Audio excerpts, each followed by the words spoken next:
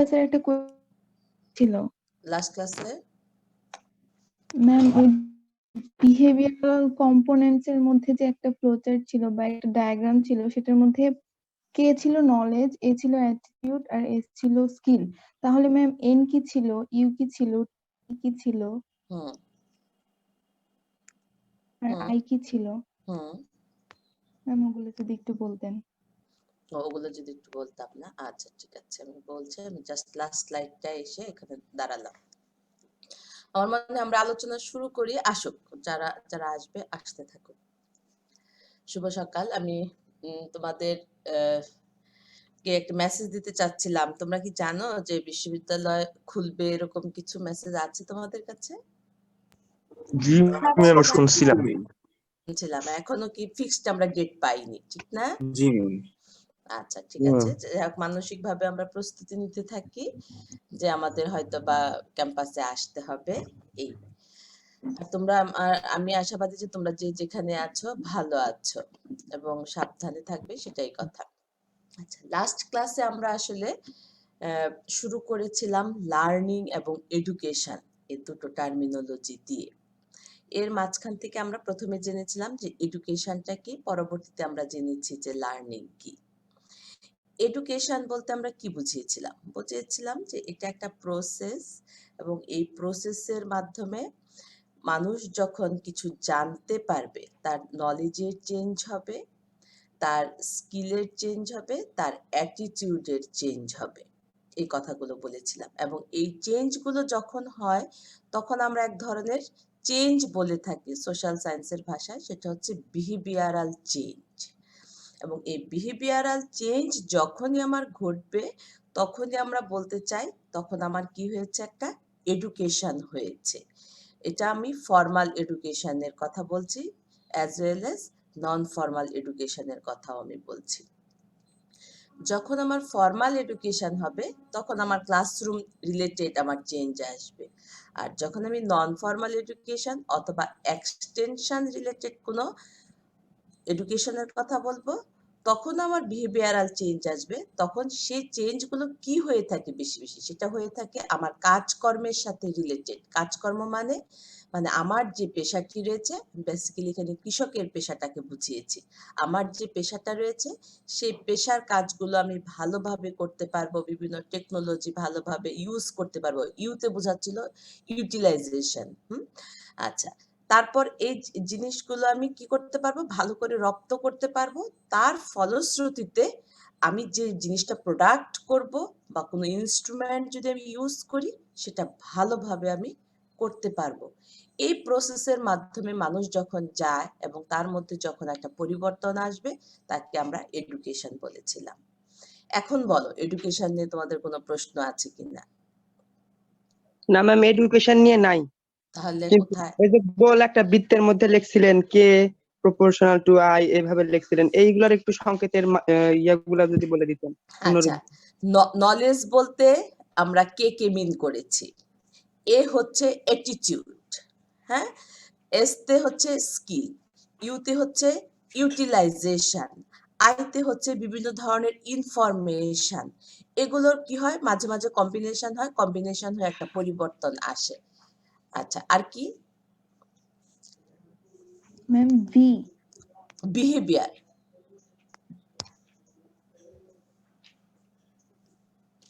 আচ্ছা, আমরা এখন লার্নিং এর টি টি টাইম। টাইম, হ্যাঁ টি।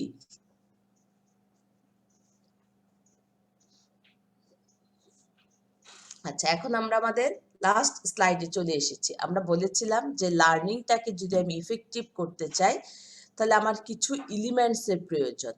এবং আমরা এখানে যা পড়ছিলাম যে এখানে এভাবে আমরা বলবো না যে 1 নাম্বার টিচার 2 নাম্বার লার্নার, অথবা 1 নাম্বার লার্নার 2 নাম্বার টিচার, এই ধরনের কথা আমরা বলবো না। তাহলে আমরা কি বলবো?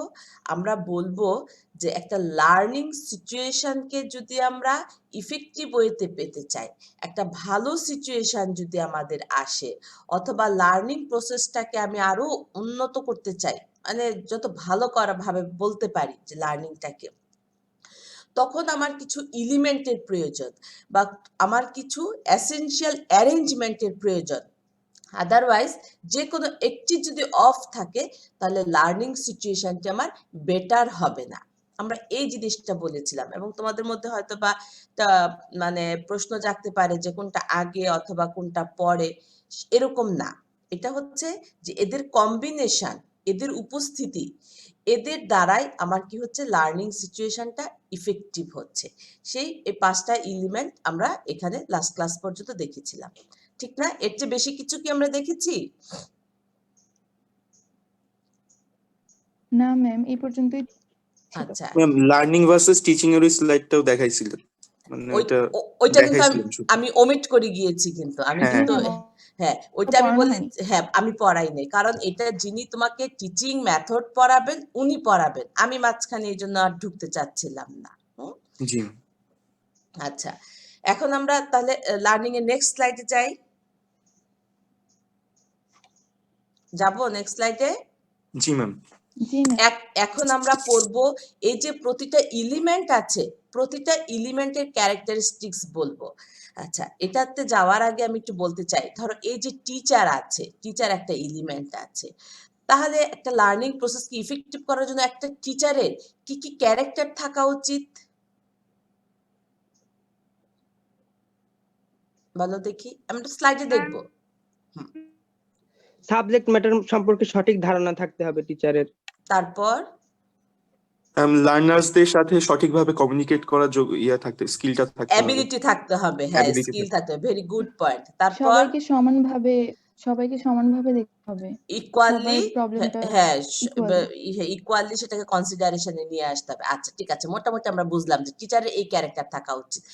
লার্নারের কি থাকা উচিত? ম্যাম, আগ্রহ থাকা লাগবে ওই সাবজেক্ট ম্যাটার নিয়ে। জি ম্যাম, জানার ফার্স্ট ইচ্ছা অফ অল থাকা লাগবে। ইন্টারেস্ট থাকতে হবে। সবার প্রথমে তোমরা যে কথাটা বলেছো অত্যন্ত গুরুত্বপূর্ণ একটি কথা বলছো, এবং এটাই আসলে প্রথম পয়েন্ট, যে লার্নারকে কি হতে হবে, তার আগ্রহ থাকতে হবে, সে যা শিখতে চায় সেটা সম্পর্কে তার ক্যাপাসিটি থাকতে হবে। তারপর আর কি হতে পারে, ধরো কথার কথা সাবজেক্ট ম্যাটারের কথা যদি বলি, সাবজেক্ট ম্যাটারের তোমাদের কারো কাছে কারো শুনো, তোমাদের মিউট, কারো কাছ থেকে মানে একটা সাউন্ড আসতেছে এক্সট্রা, একটু প্রবলেম হচ্ছে। আমার কাছ থেকে না তোমাদের কাছ থেকে? একজনের নেট প্রবলেম ছিল, ওই জন্য ওই বাফারিং হয়ে আসছে। হ্যাঁ, আচ্ছা ঠিক আছে, অসুবিধা নেই। এখন সাবজেক্ট ম্যাটারের কথা বলছি, বলো তো সাবজেক্ট ম্যাটার কেমন হওয়া উচিত? Need based. Need based, very good. আচ্ছা ঠিক আছে, তাহলে আমরা নেক্সট স্লাইডে যাচ্ছি। দেখো দুটো একসাথে আমি দিয়ে দিয়েছি, লার্নার এবং টিচার।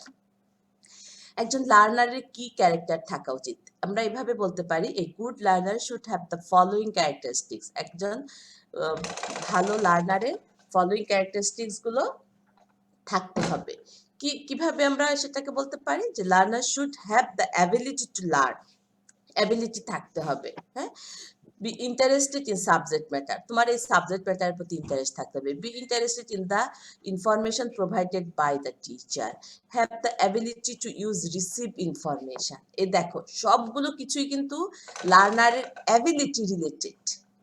বিষয়টি একটু খেয়াল করে দেখো, যে একজন যদি লার্নার আমার ক্যাপাবলি না থাকে, যেটা করার মতো তার অ্যাবিলিটি নাই, মানে অ্যাসেসমেন্টের কথা বলছি, আগে করে আমি দেখব না, আগে থেকে এটা তোমাকে বুঝে নিতে হবে, বা ওই সিচুয়েশনটাকে এভাবে ক্রিয়েট করতে হবে যে লার্নার যাতে অ্যাভেল হয় এই কাজটা করার জন্য। তাহলে একমাত্র কি করতে পারে, লার্নাররা শিখতে পারে। এখানে আমি একটু জাস্ট মজা করে একটা জিনিস বলতে চাই। এই যে ধরো ক্লাসরুমে আজকে আমি তোমাদেরকে পড়াচ্ছি, আমার এখানে অনেক স্টুডেন্টস রয়েছে, 350 জন যদি টোটাল স্টুডেন্ট থেকেও থাকে, বর্তমানে আমার আছে এখন ধরো 220 জন। 220 জনই কি আমি দেখো একই মেসেজ ডেলিভারি দিচ্ছি, হ্যাঁ, এবং তোমরা 20 জনই কি একইভাবে রিসিভ করছো কিনা আমার এই মেসেজটি, তোমাদের কি মনে হয়? না ম্যাম, কেন কম বেশি কেন হয়? ক্যাপাসিটি বা অ্যাবিলিটির কম বেশির কারণে। আচ্ছা, ক্যাপাসিটি বা এটার কম বেশি কারণে কিন্তু আমরা কিন্তু ধরে নিচ্ছি তোমরা এই যে ইউনিভার্সিটি লেভেলের যে স্টুডেন্ট গুলো আমাদের এসেছো, তোমাদের ক্যাপাসিটি বা এবিলিটি জাস্ট একটা সার্টেন লেভেল পর্যন্ত, খুব বেশি কিন্তু ভেরিয়েশন থাকে না, এটা তো মানো, খুব কিন্তু ভেরিয়েট হয় না। তাহলে কেন এই ঘটনাগুলো ঘটে? কেন ঘটে যে তাহলে এবিলিটিটা কেন কমে যাচ্ছে? কেন? আগ্রহ থাকে না পড়াশোনার প্রতি অনেকের। ডিস্ট্রাকশন। ম্যাম এনভায়রনমেন্ট ডাইভার্ট হয়ে যায় অনেক থাকতে পারে। আচ্ছা, এই যে তোমরা একটা কথা বলে ডাইভার্টেড হয়ে যায়, হ্যাঁ আমি তো মানছি, আমি তো স্বীকার করে প্রথমে হাইপোথিসিসটা ধরেই নিচ্ছি যে আমার 220 জন ছাত্রের হবে না, এটাই তো হাইপোথিসিস যে কিন্তু কেন, আমি কারণ হোয়াইটা জানতে চাচ্ছি, বিকজটা জানতে চাচ্ছি। ম্যাম ইন্টারেস্টেড থাকে না জন্য। ইন্টারেস্ট থাকে না কেন? আমি কিন্তু কেনটা জানতে চাচ্ছি। কেন দেখতে বলো দেখি, আমরা দ্রুত জায়গাটা ম্যাম থেকে। হয়তো সাবজেক্ট ম্যাটারটা ম্যাডাম ওরা সবার বুঝতে বোঝার পারে ক্ষমতা না। একরকম না। সবার বোঝার ক্ষমতা একরকম না। আচ্ছা আচ্ছা, তারপর ম্যাডাম সাবজেক্ট সম্পর্কে প্রায়োরিটি এক এক রকম এক একজনের কাছে। এইটা একটা ইম্পর্টেন্ট কথা বলছো, কিন্তু আমি কিন্তু প্রথমে আরো একটা হাইপোথিসিস ধরেছি, আমরা ধরে নিচ্ছি এখানে ইকুয়ালি কিন্তু তোমরা যে লেভেল পর্যন্ত, একটা নির্দিষ্ট লেভেল পর্যন্ত এসছো, এখানে তুমি 95% স্টুডেন্টের লেভেল সেম, 5% এক্সট্রিম ভালো, 5% এক্সট্রিম মানে লোয়ার, এই ধরনের একটা ক্যাপাসিটি থাকে। আচ্ছা, এখানে যে দুটো ফ্যাক্টর মেইনলি কাজ করে থাকে, একটা হচ্ছে তোমার এনভায়রনমেন্ট, তুমি যে এনভায়রনমেন্টে বর্তমানে রান করছো, সেই এনভায়রনমেন্টের দ্বারা যদি তুমি খুব বেশি ডিস্টার্ব হও, এনভায়রনমেন্ট তোমাকে বিভিন্নভাবে এখানে প্রবলেম তৈরি করে থাকে। আচ্ছা, দ্বিতীয় কথাটা যেটা তোমরা বলেছো যে তোমার জন্য সেটা নিড বেসড কিনা, এটা হচ্ছে এনাদার একটা খুব গুরুত্বপূর্ণ ইস্যু, যে তুমি তোমার লাইফটাকে এভাবে সাজিয়েছো যে তুমি জাস্ট এগ্রিকালচার ইউনিভার্সিটিতে পড়াশোনা করছো, যে জাস্ট কোনো রকম একটা অনার্স কমপ্লিট করবে, তারপর হয়তো বা তোমার জন্য কোনো জব এনশিওর একটা জব বসে আছে, বা তোমার জন্য এনশিওর ফিউচার একটা বসে আছে, তুমি জানো 100% জানো, তখন কিন্তু তুমি একরকম করে চলাফেরা করবে। আরেক জায়গায় তোমার এরকম যে তোমার আগামীকালকে তুমি কি করবে সেটা কিছুই তোমার জানা নেই, কিন্তু তোমার মাঝখানে এমন একটি সিচুয়েশন ক্রিয়েট করেছে যার ফলশ্রুতিতে তুমি ধরে নিচ্ছ যে তোমাকে এই পড়াশোনাটাই আমার একমাত্র কাজ, এটাই আমার নিড, তখন কিন্তু তার ক্ষেত্রে আরেক রকম অ্যাটিটিউড হবে। এই যে অ্যাটিটিউড গুলা, এটা আমার কাজটা করে থাকে আমাদের যে নিউরন গুলো রয়েছে, ব্রেনের যে নিউরন রয়েছে সেই নিউরন। এবং আমি ক্লাসে সাধারণত এইটা পড়ানোর সময় ফিজিক্যালি যখন পড়াই, একটা ব্রেনের একটা ছবি আঁকি। হ্যাঁ, আমাদের ব্রেনটা 3টা স্তরে মেসেজটাকে রিসিভ করে এবং ডিসিমিনেট করে। ডিসিমিনেট তো বুঝো, মানে বের করে দেয়। আমাদের ফার্স্ট লেয়ার যেটা রয়েছে হিউম্যান বিং এর, আমি তোমাদের না, আমি সবার হিউম্যান বিং এর কথা বলছি, নতুন যখন কোনো মেসেজ আসে তার 80% মেসেজকে সে বের করে দেয় ন্যাচারালি বলে যে না, আমি তোমাকে রিসিভ করবো না, তোমার কাজে লাগুক বা না লাগুক, তুমি ইন্টারেস্টেড হও বা না হও সেটা কোনো ম্যাটার না, তোমার ব্রেনের প্রথম লেয়ারটাই তোমাকে কি করে দিচ্ছে, বের করে দিচ্ছে যে না, আমি নিব না। তাহলে ওই যে 20% যেটা থাকে, সেখান থেকে ভালো মন্দ মিলিয়ে তুমি কিছু একটা মেসেজ রিসিভ করো, এটা ফার্স্ট লেয়ার।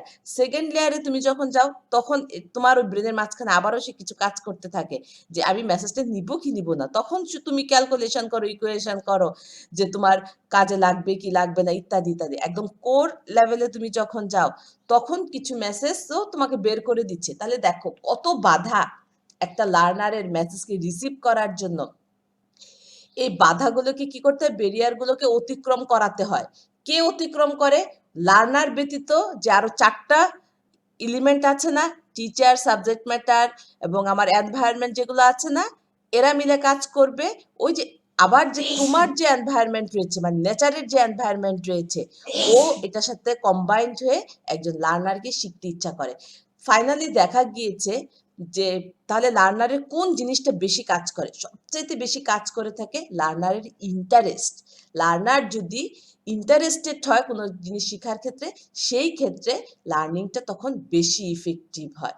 অতএব আমরা অনেক সময় দোষ দেই যে আমার দ্বারা কিছু হবে না, এটা হবে না, পরিবেশ আমাকে করতে দিচ্ছে না, এরকম না। এটা আমাকে জাস্ট মানে আমি এটা তোমাদেরকে বোঝাতে চাচ্ছি, বা তোমাদের জন্য আমার মেসেজ এটা, হোপলেস হওয়ার কোনো কারণ নাই। তুমি জাস্ট পজিটিভ ভাবে প্রত্যেকটা জিনিসই তুমি পজিটিভ হও, নেগেটিভ হওয়ার কিছু কারণ নেই। তোমার ব্রেন তো এমনিই তোমাকে নেগেটিভ করে দিচ্ছে, এরপর তুমিও যদি হও, তাহলে দুটো মিলে তো অনেক নেগেটিভ হয়ে যাবে। অতএব আমরা কোনো জিনিসকে যখন পাবো তখন ইন্টারেস্ট সহকারে সেটাকে রিসিভ করব, তাহলে হয়তো আমরা ভবিষ্যতে ভালো কিছু পারবো। আমি কিন্তু এই কথাটা শুধুমাত্র পড়াশোনার জন্য বলছি না, আমি তোমার সর্বক্ষেত্রের জন্য কোনো মেসেজ রিসিভ করার ক্ষেত্রে মেসেজটা আমি দিয়েছি। যাক, এই জায়গায় আমি আর বেশি সময় দিতে চাই না, আমি নেক্সট পয়েন্টে যেতে চাই, সেটা হচ্ছে টিচার। এই যে দেখো, টিচার শুড হ্যাভ, টিচারের কি থাকতে হবে? প্রথম কথাটি যেটা থাকতে হবে, ক্লিয়ার একটা কনসেপশন থাকতে হবে। টিচার যে সাবজেক্ট ম্যাটারটি লার্নারকে দিবে, অবশ্যই উনি সেটা সম্পর্কে ভালোভাবে জানবেন এবং টিচিং দেওয়ার মতো তার যে অবজেক্টিভগুলো রয়েছে সেটা সম্পর্কে তার ক্লিয়ার কনসেপ্ট থাকতে হবে। তারপরে জিনিসগুলো আমরা বলেছি, নলেজেবল হতে হবে, তার অ্যাবিলিটি থাকতে হবে এবং লার্নার এবং সাবজেক্ট ম্যাটারের প্রতি তার একটি রেসপেক্ট থাকতে হবে এবং টিচারেরও ইন্টারেস্ট থাকতে হবে, এবং তার যে কমিউনিকেশনের যে ইফিসিয়েন্সিগুলো রয়েছে সেগুলো থাকতে হবে এবং লার্নারকে অবশ্যই অবশ্যই মোটিভেশন করার একটা ক্যাপাসিটি আমার টিচারের থাকতে হবে। আচ্ছা, আমি এখন তোমাদের কিছু জাস্ট আমি থ্রো করছি কিছু কোশ্চেন। কথার কথা, এই যে দেখো তোমাদের যে ক্লাস হচ্ছে লেভেল 1 সেমিস্টার 2, তোমরা এখন পর্যন্ত এই থিওরি ক্লাসে কয়জন টিচারকে পেয়েছো? কয়জন টিচারকে পেয়েছো? 3 জন। ম্যাম 3 জন।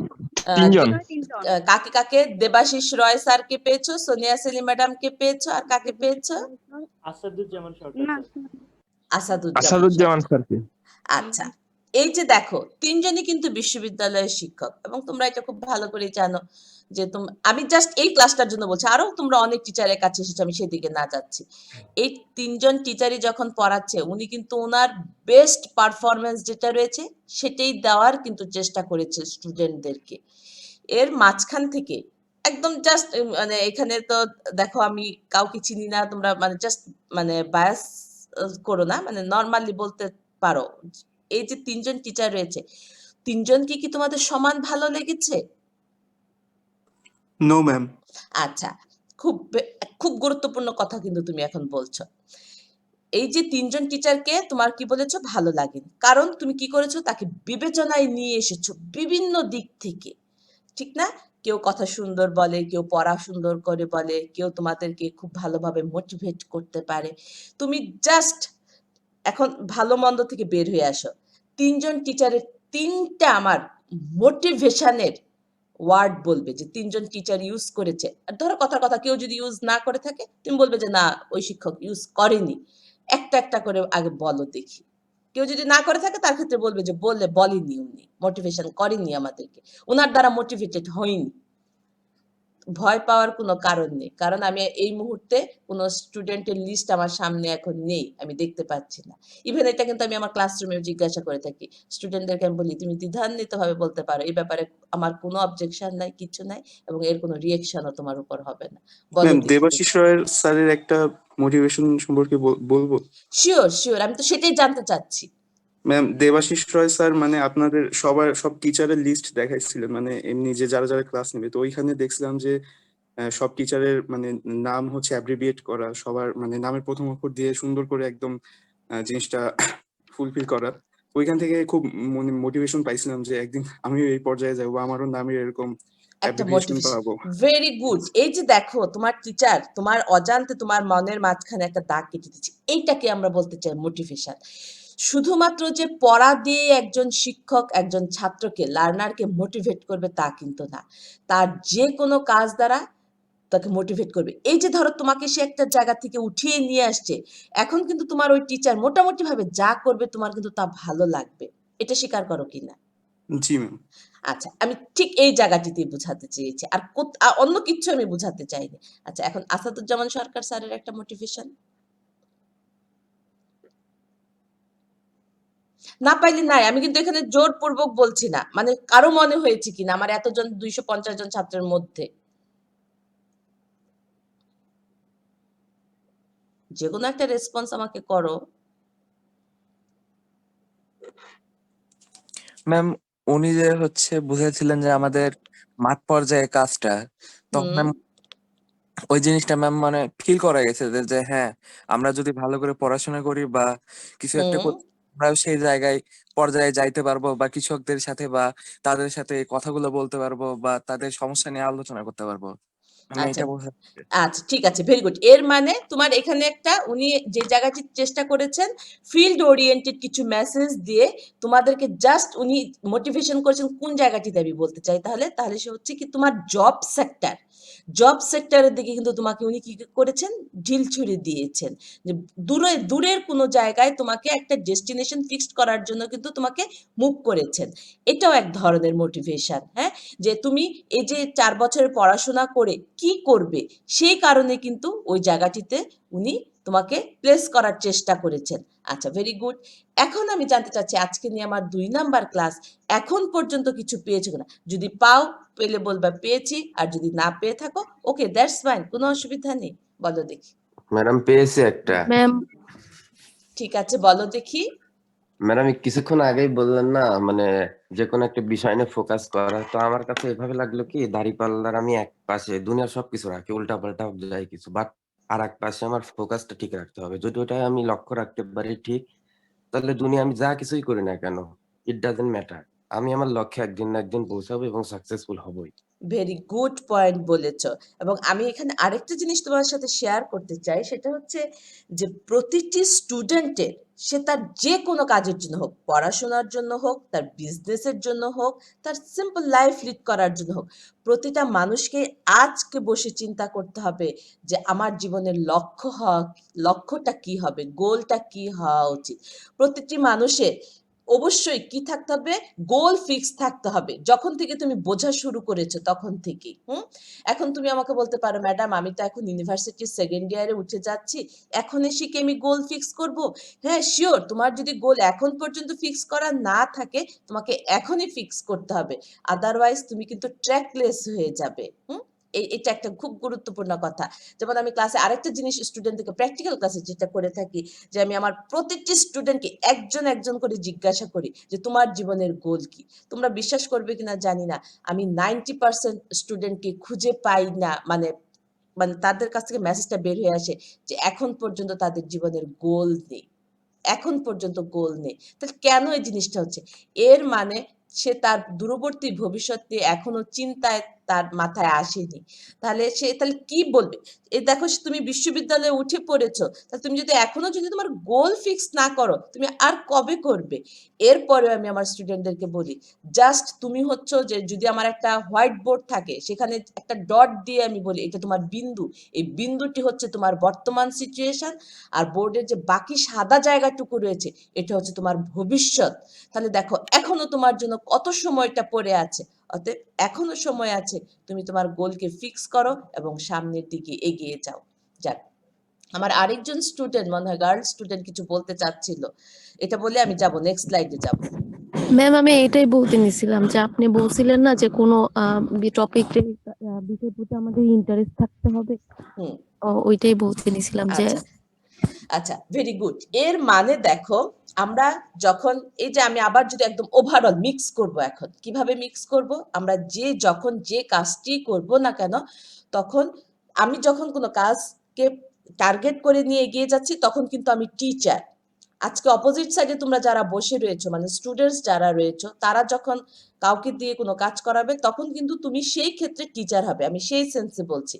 যখনই আমরা যখন কোনো কাজকে ইনস্ট্রাক্টর হিসেবে করাবো তখন তুমি যে কাজটি করছো সেই সাবজেক্ট ম্যাটারের প্রতি তোমার ক্লিয়ার একটি কনসেপ্ট থাকতে হবে এবং সেই সাবজেক্ট ম্যাটারের প্রতি তোমার একটা ইন্টারেস্ট থাকতে হবে এবং সেই সাবজেক্ট ম্যাটার যাদের জন্য রয়েছে তাদেরকে মোটিভেশনের মাধ্যমে তোমাকে কাজে যোগদান করাতে হবে, তাহলেই দেখবে সে কাজের তুমি সাকসেস খুঁজে পাচ্ছ। আমরা নেক্সট স্লাইডে যাচ্ছি।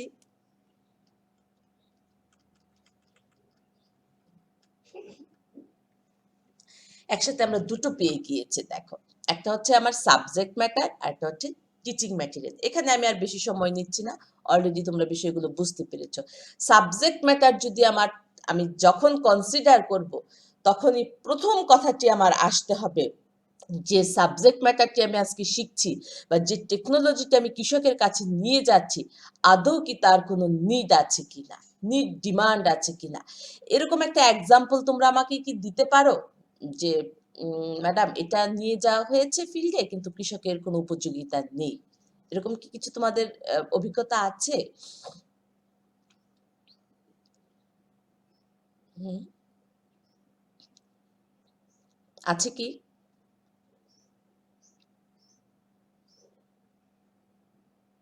বা তুমি তোমাদের স্টুডেন্ট লাইফ দিয়েও বলতে পারো যে জি ম্যাম। ম্যাডাম ম্যাম বলো বলো। ম্যাম আমার বাসা চলন বিলে। চলন হুম। বিলে তো ধান সাধারণত রোপণ করে, ওইখানে যদি এখন মরিচ কিংবা বেগুন লাগানোর ইয়াটা দেয়। ভেরি গুড, ট্রেনিং দিয়ে থাকি বা কোনো ধরনের মোটিভেশন দিই বা কোনো ধরনের কোনো আমার গভর্নমেন্টের তরফ থেকে কোনো প্রোগ্রাম আসলো যে চলন বিল এলাকার কৃষকদেরকে ভেজিটেবল প্রোডাকশনে আপনারা জাস্ট এটাকে ট্রান্সফার করেন, তখন কিন্তু এটা ইফেক্টিভ হবে না, এটা কঠিন একটা কাজ হয়ে যাবে, সেটা বলেছি। এই জন্য আমরা যখন যে ফার্মারের জন্য যেটা উপযোগী হবে তাকে সেই সাবজেক্ট ম্যাটারের প্রতি নলেজ, ট্রেনিং বা টেকনোলজি আমাকে সাপ্লাই করতে হবে। Very good. আরেকটা পয়েন্ট আমি তোমাকে জাস্ট সামনে উদাহরণ দিয়ে বলতে চাই, সেটা হচ্ছে এখন যে ওয়েদারটি চলছে বর্তমানে বাংলাদেশের যে ওয়েদার আছে, তোমরা জানি না টেলিভিশন বা নিউজ দেখেছো কিনা, আমার রংপুর এলাকার দিকে একদম উত্তরবঙ্গের ওই জায়গাটায় একটা ফসলের এখন ব্যাপক ক্ষতি হচ্ছে। কি ফসলটা নাম বলতে পারবে? আলু আলো আলু। আলুর কি হচ্ছে? Lead blight leg blight. এটা কি? আচ্ছা, এখানে আমি তোমাদের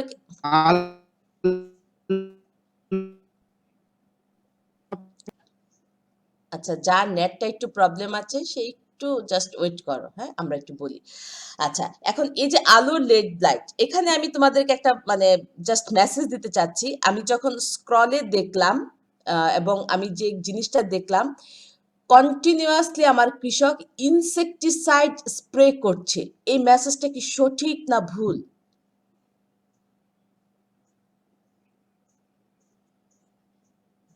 জি ম্যাম সঠিক। সঠিক। সঠিক যে বললা সে যুক্তি দাও, আর যে ভুল বললা সে যুক্তি দাও। ম্যাম ওই যে আমাদের এদিকে এটাকে পালা বলে, যার পালা কারণে বলে। আলুর গাছ আর কি মারা যায়। আর এটা এক সপ্তাহ পর পর আর কি প্রয়োগ করে, কেউ কেউ আরো ইনসেকটিসাইড স্প্রে বেশি করে। প্রয়োগ করে। জি ম্যাম। আচ্ছা আচ্ছা, এটা তুমি বলছিলা যে মেসেজটা ঠিক আছে? জি ম্যাম। আচ্ছা, কে বলেছিলা ভুল? ম্যাডাম আমি। হ্যাঁ বলো, কেন ভুল? ম্যাডাম সবকিছুর একটা সাইড ইফেক্ট থাকে, তো কন্টিনিউয়াসলি যদি কোনো কিছু আমি করি অবশ্যই সেটা সাইড ইফেক্ট আমি পাবোই। সো আচ্ছা। এটা যদি নিয়মিত না করে আমরা যদি কোনো মানে এগ্রিকালচার এক্সটেনশন অফিসারের পরামর্শ নিয়ে যদি আমরা টাইম মতো করি, তাহলে আশা করি এই রেড ব্লাড রোগ থেকে আমরা মুক্তি পাবো। রক্ষা পাবো। আচ্ছা, তোমার হোম ডিস্ট্রিক্ট কোথায়? Ma'am home district Pabna. Pabna. আচ্ছা ঠিক আছে, আমি তোমাকে এখন বাস্তবতা বলি। তোমাদের দুইজনের মেসেজই ভুল। এখন আমার কি ঘটনা? অ্যান্টিফাঙ্গাল। এটা একটা ব্যাকটেরিয়াল ডিজিজ। বোঝা গেল? এখানে তুমি যতই ইনসেকটিসাইড স্প্রে করো না কেন, তোমার 0% উপকারিতা পাবে না। আমি দেখো %1 এর দিকে মুভ করি নাই, 0% যে আসছি। এখন পারলে নেগেটিভ ইম্প্যাক্ট, ওই যে এনভায়রনমেন্টাল ইম্প্যাক্ট তুমি পাবে, সেটা আলাদা জিনিস। তাহলে তুমি কেন এখানে ইনসেকটিসাইড স্প্রে করছো? এখানে কোনো ইনসেকটিসাইড স্প্রে করা যাবে না। ইনসেকটিসাইডের কোনো ভূমিকা নেই। এটা একটা ডিজিজ, লেড ব্লাইট।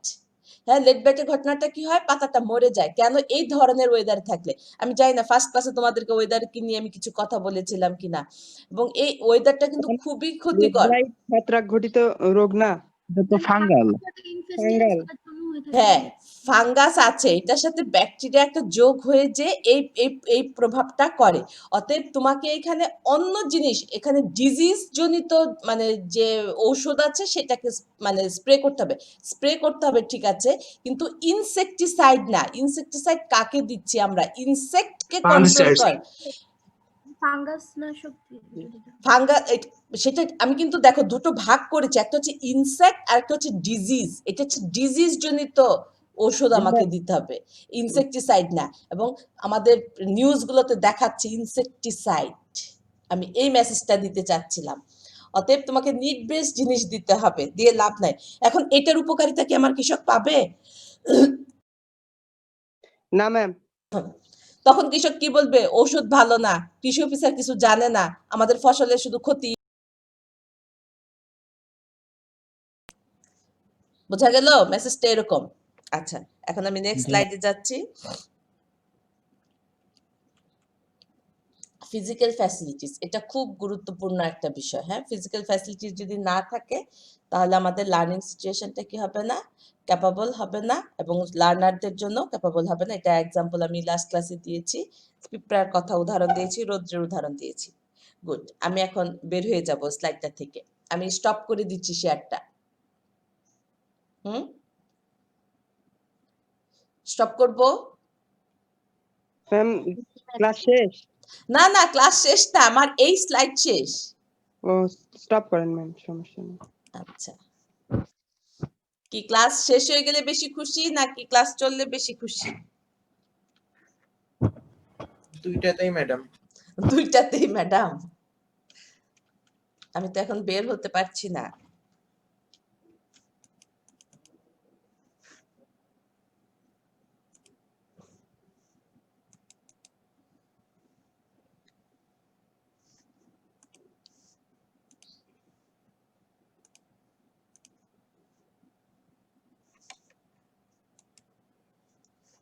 দেখা যাচ্ছে কিছু? Yes ma'am. কি দেখা যাচ্ছে? Loss of learning. Loss of learning. এটা আবার কি? এটা আবার কি? লস অফ লার্নিং বলতে আমরা কি বুঝবো বলো দেখি? কোনো কিছু শেখার ম্যাম জন্য কোনো কিছু শেখার জন্য একটা নির্দিষ্ট নিয়ম নীতি, পার্টিকুলার কিছু নিয়ম নীতি, যাতে করে আমরা এটা শিখি তাহলে আমাদের লার্নিংটা ভালো হবে।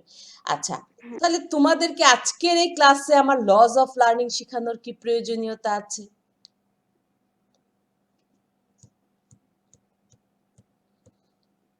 কোনো প্রয়োজনীয়তা আছে? অবশ্যই ম্যাডাম। কেন? গুলান পয়েন্টে লেখা আছে ম্যাডাম, আপনি লিখে দিয়েছেন। আমি কি লিখে দিয়েছি? ম্যাম আমরা যখন এই যে লস অফ লার্নিংটা জানবো তখন আমাদের যে বিভিন্ন এরিয়া যে বিভিন্ন লোকগুলান আছে তাদের কাছে আমাদের যে এক্সটেন্ড হবে, কারণ এক একটা দিব, এই জন্য আমাদের লস অফ লার্নিংটা জানা দরকার। এই জন্য আমাদের লস অফ লার্নিংটা জানা দরকার। আচ্ছা, আরো কেউ কিছু বলতে চাও? ম্যাম এইখানে মানে যে পয়েন্টগুলো দেওয়া আছে এটা থেকে বোঝা যায় যে না না, এটা দিয়ে বল না, তুমি তোমার এক্সপেরিয়েন্স থেকে বল। ম্যাম সিস্টেমেটিক্যালি আমরা কিভাবে শিখতে শুরু করব বা ভেরি কিভাবে গুড, ভেরি গুড। আমি জাস্ট এইটাই শুনতে চাচ্ছিলাম, just step by step, just systemically কোনো কাজের জন্য যদি আমি যেতে চাই, যে কোনো কাজ যদি যেতে চাই, আমাকে কিছু স্টেপস বা কিছু রুলস, লগুলা কি, এটা আসলে কিছু আইন কানুন, ঠিক না? আইন কানুন বলতে কি সেই কঠিন কঠিন ওই যে ওই আইন না, মানে তুমি মানলে এটা তুমি রাইট ট্র্যাকে থাকবে, আর তুমি যদি না মানো তাহলে তুমি ভিন্ন পথে হাঁটবে। এর মানে আমার যে লক্ষ্যটি রয়েছে, অভিষ্ট লক্ষ্য রয়েছে, সেই দিকে যদি আমি যেতে চাই তাহলে আমাকে কিছু যদি নিয়ম কানুন বা রুলস আমি মানি তাহলে ভালোভাবে যেতে পারবো, স্বল্প সময়ে যেতে পারবো, কম খরচে যেতে পারবো। এখন তাহলে আমরা কার লার্নিংটা লস গুলো পড়বো? লার্নিং এর, মানে একটা হ্যাঁ লার্নিং। এখন প্রত্যেকের কিন্তু আলাদা আলাদা ল আছে। আমরা আজকে জানছি যে ল যেগুলো আছে কার লার্নিং এর জন্য, ল যেগুলো রয়েছে সেগুলো সম্পর্কে আমরা জানবো। এখানে আমরা কিছু এক্সাম্পল দিয়ে দিয়েছি। এবং আমি আজকে ক্লাসরুমে তোমাদেরকে যে লার্নিং এর ল গুলো দিচ্ছি এগুলোই কিন্তু শেষ না, অনেক ল আছে। আমি জাস্ট সেখান থেকে কয়েকটাকে তোমাদের জন্য তুলে ধরেছি, কারণ এত ল তোমাদের মনে থাকবে না বা পরীক্ষার জন্য দরকার নেই। পরীক্ষায় সাধারণত এখান থেকে যে কোশ্চেনটা আসে, লস অফ লার্নিংটা কি এবং একটা লিস্ট আমরা করতে বলি, সেখান থেকে 2টা অথবা 3টার বর্ণনা আমরা চাই, সর্বোচ্চ 2 থেকে 3টার বর্ণনা চাই। অনেক সময় খুব রেয়ার কেসে আমরা নামটাকে স্পেসিফিক করে দিই যে এই লটাকে তোমরা এক্সপ্লেন করো, যেমন ল অফ এক্সারসাইজ হতে পারে, law of desire to learner, এরকম। তবে এটা রেয়ার কেস, আমরা সবসময় করি না। তবে সবসময় আমরা যে কোশ্চেনটা করি যে লস অফ লার্নিংটা কি, আগে বিভিন্ন ল গুলো লিস্ট দাও, সেখান থেকে 2টোর বর্ণনা দাও। আচ্ছা, এই যে দেখো আমি একটি কথা উজ্জ্বল করে গিয়েছি, সেটা কি? বর্ণনা পর্যন্ত এসে থেমে গিয়েছি, আমি কিন্তু ইমপ্লিকেশনটা বলিনি। পরীক্ষায় অনেক সময় ইমপ্লিকেশন চাওয়া হয়, অনেক সময় চাওয়া হয় না। তো পরীক্ষায় যদি ইমপ্লিকেশন চাওয়া হয় সেটা তো তোমাকে দিতেই হবে, সেখান থেকে বের হয়ে যাওয়ার সুযোগ নাই। আর যদি না চাওয়াও হয়, তোমাকে ছোট্ট করে হলেও, এক লাইন করে হলেও তোমাকে ইমপ্লিকেশন দিতে হবে। এখানে আরো একটু জিনিস আমি তোমাদেরকে বলি, যখন এই কোশ্চেনটা আসে যে লজ অফ লার্নিং ডিসকাস করো এবং ইমপ্লিকেশন দাও, তখন কিন্তু নাম্বারটা জাস্ট 2 ভাগে ভাগ হয়ে যায়। যদি তোমার সেখানে নাম্বার থাকে 4, তাহলে 2 2 করে ভাগ হয়ে যায়। কিভাবে 2 2 করে ভাগ হয়ে যায়? যে লর বর্ণনার জন্য 2 আর ইমপ্লিকেশনের জন্য 2। তাহলে তুমি খুব সুন্দর করে লিখছো, হ্যাঁ, তুমি খুব সুন্দর করে এক পাতা লিখেছো ডিসকাশনটা, সেখানে আমি 2 এর মধ্যে কত দিব? খুব ভালো লিখলেও আমি 2 দিব, মোটামুটি লিখলেও ধরো আমি একটা 1 অথবা 1.5 দিব। তোমার ইমপ্লিকেশনটা নাই, তখন দেখো ওই 2 এ তুমি কিন্তু 0 পেয়ে যাচ্ছ। আর যে কি করেছে, মোটামুটি ব্যাখ্যা কভার দিয়েছে প্লাস ইমপ্লিকেশনটাও অল্প করে দিয়ে দিয়েছে, তাকে যদি আমি সর্বকমন নাম্বার দেই 3 দিয়ে দিব, কিন্তু অটোমেটিক দেখো তোমার চাইতে কিন্তু সে নাম্বারটা বেশি পেয়ে যাচ্ছে। অনেক সময় তোমাদের মাঝখানে একটা দ্বিধা থাকে যে আমি এত সুন্দর করে লিখে আসলাম, নাম্বার কেন পাচ্ছি না? নাম্বার না পাওয়ার পেছনে কারণটা হচ্ছে তুমি আনসারটি কিভাবে করেছো এবং কোশ্চেনটাকে তুমি সত্যি সত্যি বুঝেছো কিনা, সেটারও কিন্তু একটা রিফ্লেকশন তোমার এই নাম্বারের মধ্যে থাকে। অতএব কোশ্চেনটা ভালো করে পড়ে বুঝে তারপর এই আনসারটা দিবে। বুঝাতে পেরেছি? এটা কিন্তু একটা কমন কোশ্চেন যে পরীক্ষায় এটা আসবে। এখন আমরা যাই যে আমাদের কি কি ল আছে। এখানে আমি জাস্ট একটা পয়েন্টগুলোকে পয়েন্ট আউট করতে চাচ্ছি এভাবে: law of desire to learn, law of understanding the task, law of association, law of effect. প্রতিটা লয়েরই ইমপ্লিকেশন দিতে হবে? বললাম তো পরীক্ষায় আসে 2 থেকে 3টা, 2টা। অতএব যখন তোমার 2টো আসবে, 2টোটাই দিতে হবে, একটা দিলে হবে না। ইন্ডিকেট করে দেওয়াই থাকবে তার মানে।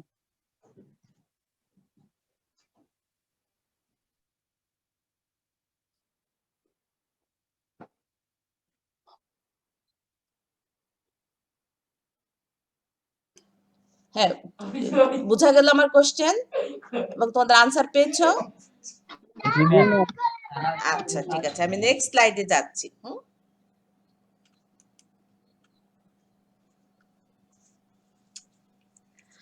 দেখো প্রথম ল যেটা আছে, আচ্ছা এটা যাওয়ার আগে আমি আবার ব্যাকে যাব, এখান থেকে বুঝে তারপরে আমি ব্যাখ্যায় যাব, নতুবা তোমরা সেই স্লাইডে উঠাতে থাকবে।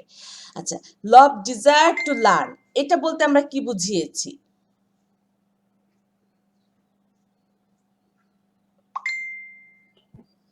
লার্নার্স এর ইচ্ছা থাকতে হবে। তো লার্নার ইচ্ছে থাকতে হবে, খুব ভালো কথা। এটা আবার তোমার এটা ল হওয়ার কি প্রয়োজন ছিল? এটাতে টিচারের কি ভূমিকা হবে?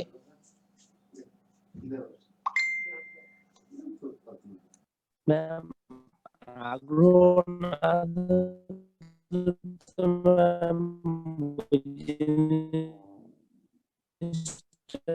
ভালো করে কিছু শিখতে চাবে না, অথবা তার আমি বুঝি ভালো নাই লাগবে না তোমার জিনিসটা কথা, করতে, আমি কিছু আমি বুঝি নাই। ম্যাম টিচারকে লার্নার্স এর আগ্রহ অনুযায়ী, ও কিসে আগ্রহ ওই অনুযায়ী শিক্ষা দিতে হবে। শিক্ষা দিতে হবে, আচ্ছা ভালো কথা। আচ্ছা এটা শেষ। Law of understanding the task, এটা বলতে কি বুঝিয়েছি? অ্যাবিলিটি থাকতে হবে লার্নার্স এর আন্ডারস্ট্যান্ড করার, understanding. Law of association, law of association. Teacher আর লার্নার্স এর একসাথে অ্যাসোসিয়েশনটা বুঝাইছে ম্যাম? না না, এখানে এটা বোঝায় নাই। ল অফ অ্যাসোসিয়েশন অন্য কিছু।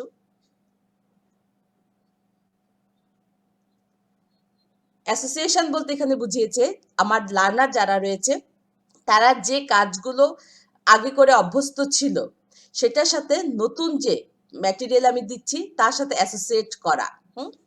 এর মানে তুমি যেটা দিয়ে অভ্যস্ত তোমাকে সেই কাজের মাধ্যমেই নতুন কাজের দিকে ধাবিত করা।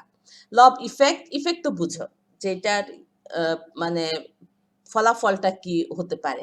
ল অফ মাইন্ডসেট, মাইন্ডসেট মানে প্রথমে তুমি আগে একটা কি করে নিচ্ছ, ফিক্স করে নিচ্ছ, যেটা আমরা বলতে চাচ্ছিলাম গোল, ওই ধরনের কথা বলতে চাচ্ছিলাম। Law of exercise, law of exercise বলতে কি বোঝায়? ল অফ এক্সারসাইজ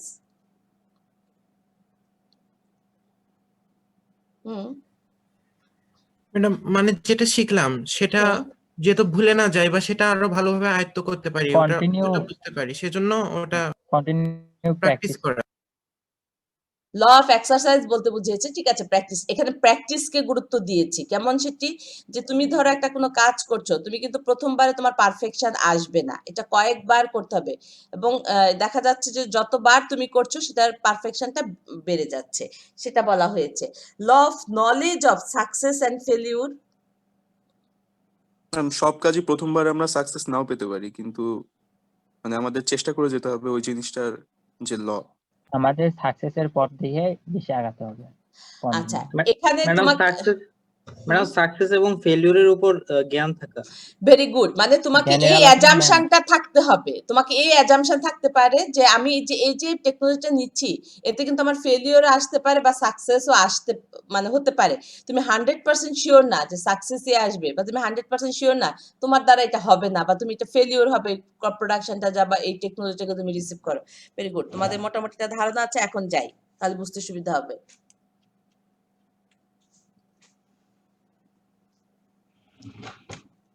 এখানে প্রতিটার বর্ণনা দেয়া আছে এবং এটার ইমপ্লিকেশন সাইড বাই সাইড দেয়া আছে।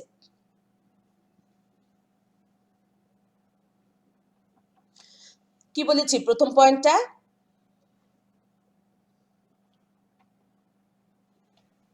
জি ম্যাম। জি ম্যামটা এখন কি? জি ম্যামটা কি?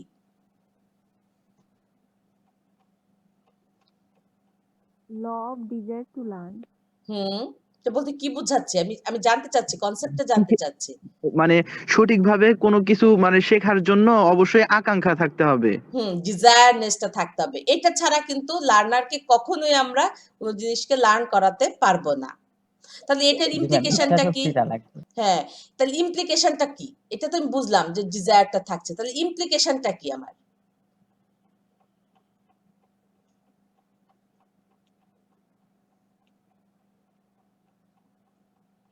সঠিক সময় এগুলোর সঠিক গুরুত্ব, শিক্ষাটা যদি এগুলো তাকে পড়ে দেওয়া আসলে হয় হবেটা তাহলে কি? তার ডিজায়ারটা থাকবে। আচ্ছা। ক্রপ ফিল্ডে যদি হচ্ছে ইনসেক্ট যদি অ্যাটাক করে তাহলে ওটা দমনের মানে আগ্রহ ইচ্ছা থাকতে হবে। তাহলে কি এমন কি তুমি কোনো কৃষক পেয়েছো যে জমিতে আমার ইনসেক্টের অ্যাটাক হয়েছে কিন্তু কৃষক ইনসেক্টিসাইড দিতে চাচ্ছে না? No ma'am. তাহলে এটা আবার ল হওয়ার কি দরকার ছিল? এটা তো এমনি মানুষ একা একা এমনিই করে। এখানে বেসিক্যালি আমরা যেটা বোঝাতে চাচ্ছি যে একটা ইনসেক্টের ফিল্ড মানে রয়েছে বা ইনসেক্ট দ্বারা অ্যাটাক হয়েছে একটা কোনো ক্রপ ফিল্ড, সেটা আমি যত্রতত্র ভাবে আমি ইনসেক্টিসাইড ইউজ করব না, জুডিশিয়াল ইউজ করব। এবং ধরো একটা সার্টেন লেভেল রয়েছে যে এখান থেকে আমাকে ইনসেক্টিসাইড স্প্রেটা শুরু করতে হবে, কৃষকের এই বিষয়ে তার আকাঙ্ক্ষা থাকতে হবে যে না আরেকটু লাগুক, ইনসেক্টের অ্যাটাক হোক, তারপর দিয়ে দিব বেশি করে, তারপর তো তাদের সব ইনসেক্ট মরে যাবে। কথাটা এরকম না, তোমাকে সেই জিনিসটা জানতে হবে যে কোন স্টেজে আমাকে কি করতে হবে, ইনসেক্টিসাইডটা স্প্রে করতে হবে। যে আমি যদি স্টার্টিং এই বা ধরো ফুল আমার একটা অনেক বড় একটা জমি রয়েছে, তোমাদের কি শতকের কোনো ধারণা আছে যে একটা ধানের জমি যে কত শতক হতে পারে? ধরো আমার 5 শতকের একটা জমি আছে, মোটামুটি একটা ফিল্ড আমার, এটা একটা ধান ক্ষেতের। দেখা যাচ্ছে 5 শতক জমির মধ্যে আমার 15 থেকে 20টা ধান গাছকে দেখতে পেলাম যে ইনসেক্ট দ্বারা অ্যাটাক হয়েছে। আমি কি তখনই ইনসেক্টিসাইড স্প্রে করব, নাকি আমাকে কি করতে হবে, একটা মাত্রা পর্যন্ত ওয়েট করতে হবে? যে ইনসেক্ট দেখলেই যে আমি স্প্রে করব তা কিন্তু না, আমার একটা লেভেল পর্যন্ত যেতে হবে, তারপর সেখান থেকে আমি ইনসেক্টিসাইড স্প্রে করব, সেরকম একটা বিষয়। আবার দেখা গিয়েছে যে 5 শতক জমির 90% জমি কাভারেজ হয়ে গিয়েছে ইনসেক্ট অ্যাটাক দ্বারা, তখন যদি যে আমি আবার সিদ্ধান্ত নেই যে ইনসেক্টিসাইড স্প্রে করব, তাহলেও কিন্তু আমার হবে না, কারণ তখন আমার সমস্ত ফসল এমনিই নষ্ট হয়ে যাবে, এরপরে তো ইনসেক্টিসাইড কেনার যে পয়সা সেটাও আমার নষ্ট হবে। হ্যাঁ, অতএব এই জিনিসগুলো কথা এখানে গুরুত্ব সহকারে বলা হয়েছে। আন্ডারস্ট্যান্ডিং দ্য টাস্ক, এখানেও আমরা বলেছি যে যে কাজটি করবে এবং কিভাবে কাজটি করব সেই সম্পর্কে আমার কি থাকতে হবে, আমার একটা জ্ঞান থাকতে হবে। ল অফ এক্সারসাইজ এবং ল অফ ইফেক্টের কথা আমরা এখানে মেনশন করেছি। আগে পড়ো, তারপর আমি জিজ্ঞাসা করবো কি বলেছি এখানে।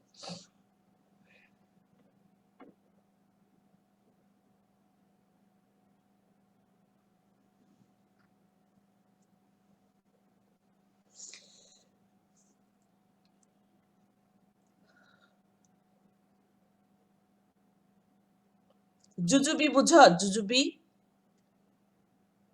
না ম্যাম। বড়ই।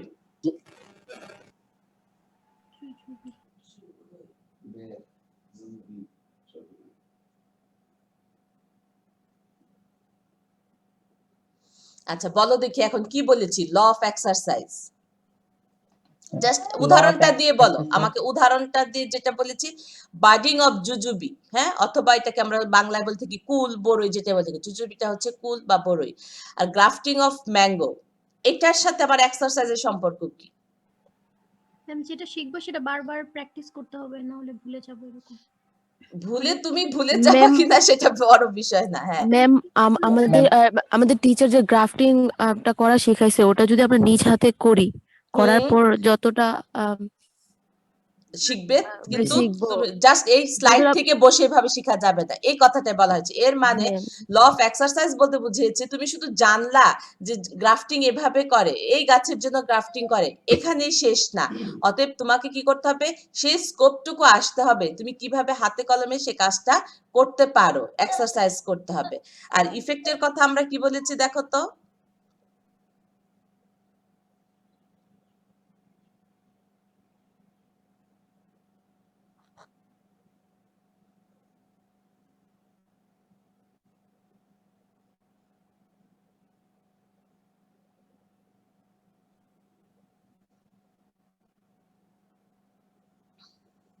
ইফেক্ট বলতে কি বুঝিয়েছি বলো দেখি। পারিপার্শ্বিক অবস্থার সাথে আমাদের শিক্ষার বিষয়টা হচ্ছে মানে সম্পর্কিত।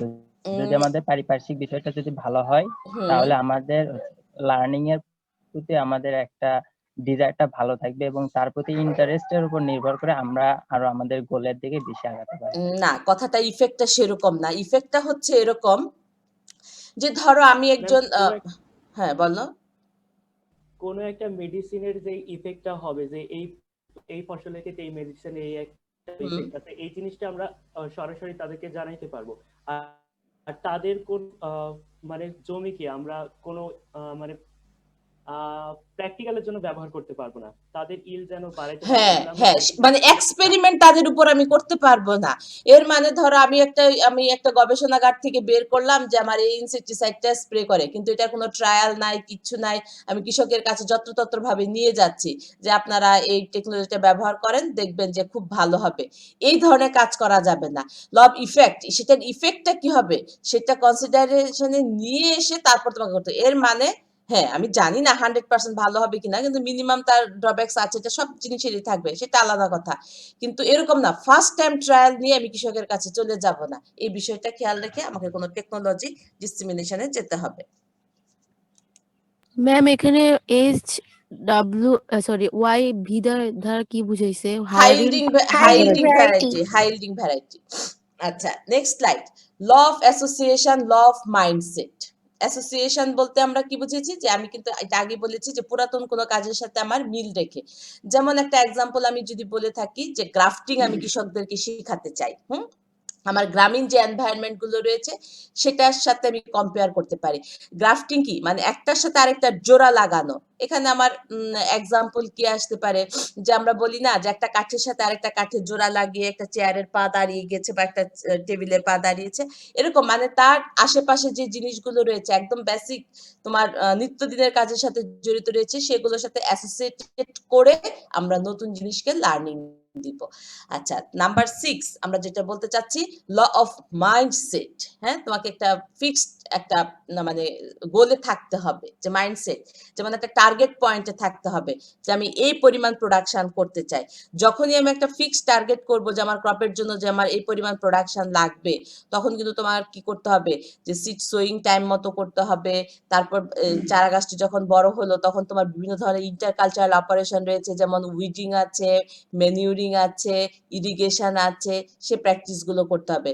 এবং যখন আরেকটু বড়র দিকে হবে, ম্যাচিউরির দিকে যাবে বা হারভেস্টের সময় আসবে, সঠিক সময়টাকে হারভেস্ট করতে হবে বা আমার টার্গেট ফিক্স করতে হবে। এটা বলছে যে মানে যত্রতত্র ভাবে কাজ করা যাবে না। এটা যেমন একটা জিনিস। যেমন আমি আরেকটা কথা যদি বলতে চাই, যদি আরো একটু স্পেসিফিক উদাহরণ দিই, ধানের ভ্যারাইটির কথা বলি।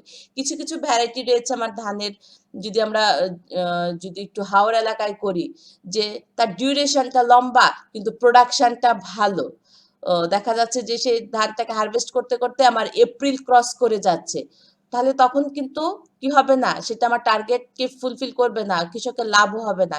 কেন হবে না? কারণটা হচ্ছে যে আমার এপ্রিলের আগেই বা এপ্রিলের শুরুর দিকে কিন্তু একটা ওই হাওর এলাকায় কি আসে, বন্যা, ঝড়, এই ধরনের একটা প্রবণতা থাকে, ইউজুয়ালি থাকে। অতএব আমাকে এই ধরনেরই একটা টার্গেট নিতে হবে, যেই ধানের জাতটি আমি হয় এপ্রিলের প্রথম দিকেই কাটতে পারি। হ্যাঁ, তাহলে কি হবে, বন্যা খরার হাত থেকে আমি রক্ষা পাবো। দেখা যাচ্ছে তুলনামূলকভাবে একটু প্রোডাকশন কম আছে আমার ওই লম্বা ভ্যারাইটির তুলনায়, কিন্তু এরপরে আমি লসে যাব না। অতএব তোমাকে এই বিষয়গুলো খেয়াল রেখে তোমাকে কোনো টেকনোলজি ফিল্ডে নিয়ে আসতে হবে এবং লার্নারদেরকে ওভাবে মোটিভেশনে যেতে হবে। লাস্ট পয়েন্টে যাব, law of knowledge and success failure. এটা আমাদের সবাই আমরা জানি যে মানসিকভাবে আমার কৃষককে এই প্রস্তুতি থাকতে হবে যে এটা আমার সাকসেস হতে পারে, এটা আমার ফেলিউরও হতে পারে। এই ছিল আজকে আমাদের লজ অফ লার্নিং। আমি জাস্ট সংক্ষেপে যদি একটু বলতে চাই, এই লজ অফ লার্নিং গুলো জেনে আমার কি হবে। লজ অফ লার্নিং গুলো জেনে আমার এই কাজটাই হবে, যখন কোনো টেকনোলজি আমি আমার কৃষকের কাছে নিয়ে যাব, তখন এই প্রতিটা জিনিস তোমাকে দ্যাট মিনস এক্সটেনশন এজেন্টকে মনে রাখতে হবে যে আমাকে মাইন্ডসেট করতে হবে, তার যে আনুষঙ্গিক যে কাজগুলো করে তার সাথে মিল রেখে আমার নতুন টেকনোলজিটিকে ডিসেমিনেট করতে হবে। আদৌ কি তার আগ্রহ আছে কিনা, বা তার যে টার্গেট পয়েন্ট রয়েছে সেই জায়গাটিতে সে ফুলফিল করতে পারবে কিনা, বা আমি যে আজকে যে বিষয়গুলো বলছি সে বুঝতে পারছে কিনা, মানে সার্বিক দিকগুলো বিবেচনায় এনে আমার কৃষককে নতুন কোনো টেকনোলজি হাতে তুলে দিতে হবে। এই ছিল আমাদের লজ অফ লার্নিং নিয়ে আলোচনা। এই জিনিসটা তোমরা যদি শুধুমাত্র তোমাদের ক্লাসরুমের মধ্যে সীমাবদ্ধ রাখো লজ অফ লার্নিং, তাহলে বুঝতে একটু কষ্ট হবে। তোমরা এটাকে জাস্ট ভাবে চিন্তা করো যে তুমি কোনো টেকনোলজি তুমি ফিল্ডে কৃষকের কাছে নিয়ে যাচ্ছ, কিভাবে তুমি তাদেরকে অ্যাপ্লাই করতে চাও, তুমি কি কি বিষয়কে চিন্তা করবে, কি কি বিষয় কনসিডারেশনে নিয়ে আসবে, তাহলেই দেখবে যে জিনিসগুলো হয়ে যাবে এবং তোমাদের মনেও রাখা সোজা হবে। কঠিন লাগলো কি লজ অফ লার্নিং গুলো? একটু কেমন জানি না?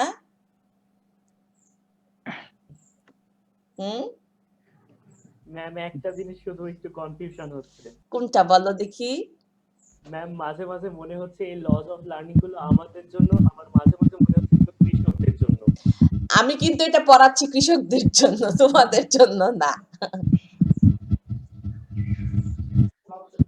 অতএব এটা কনফিউজড হওয়ার কিছু কারণ নেই। আমি তো বলেছি যে এটা তোমার কাছে তোমার বুঝতে সুবিধা হবে তুমি যদি ওভাবে নাও যে আমি এখন একটা টেকনোলজি নিয়ে মাঠে যাচ্ছি, হ্যাঁ, তখন কি কি বিষয়কে আমি কনসিডার করব। আমার মনে হয় আমরা এখন ক্লাস শেষ করব, কারণ তোমাদের নেক্সট ক্লাস আছে।